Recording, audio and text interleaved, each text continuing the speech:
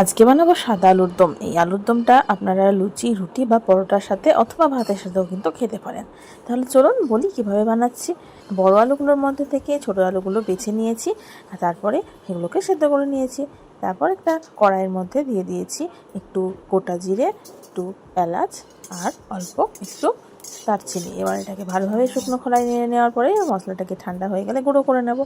তারপর ওই কড়াইয়ের মধ্যে দিয়ে দিচ্ছি অল্প একটু সাদা তেল, তেজপাতা আর একটা শুকনো লঙ্কা। আলুর খোসা ছাড়িয়ে আলুগুলোকে ভেজে নিচ্ছি। আলুগুলো একটু ভেজে নেওয়ার পরে আলু তুলে নেওয়ার পরে ওই তেলের মধ্যে দিয়ে দিচ্ছি অল্প একটু সাদা তেল। তারপর ওই তেলের মধ্যে দিয়ে দিচ্ছি রসুন আর পেঁয়াজের বাটা, তারপর আদা জিরে বাটা দিয়ে দেওয়ার পরে অল্প একটু চিনি আর লবণ দিয়ে মশলাটাকে ভালোভাবে কষিয়ে নিতে হবে। মশলাটা নাড়াচাড়া করলে দেখা যাবে মশলাটা কষানো হয়ে যাবে। তারপরে ভেজে রাখা আলুগুলো দিয়ে ভালোভাবে আরও একবার কষিয়ে নেব। দেখুন মশলা থেকে কিন্তু তেল ছেড়ে দিয়েছে। আর এই সময়তেই আমি আলুগুলো দেওয়ার পরে কষিয়ে নেওয়ার পরে এর মধ্যে দিয়ে দিচ্ছি চালমগজ আর কাজু বাদামের পেস্ট।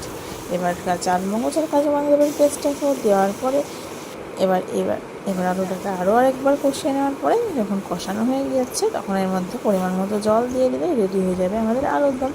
এই আলুর দমটা লুচি রুটি পরোটার সাথে আপনারা এইরকম গুরু পূর্ণিমা বলুন বা নিরামিষ বা যে কোনো দিনেই আপনারা কিন্তু বানিয়ে নিতে পারেন।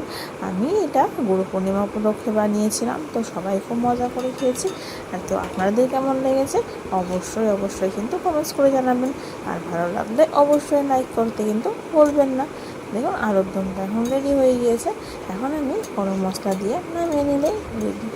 গরম মশলা দিয়ে নামিয়ে নিচ্ছি। দেখুন দেখতে কতটা সুন্দর হয়েছে আর খেতেও না দারুণ হয়েছিল। তো আপনারা একবার বানিয়ে ফেলুন।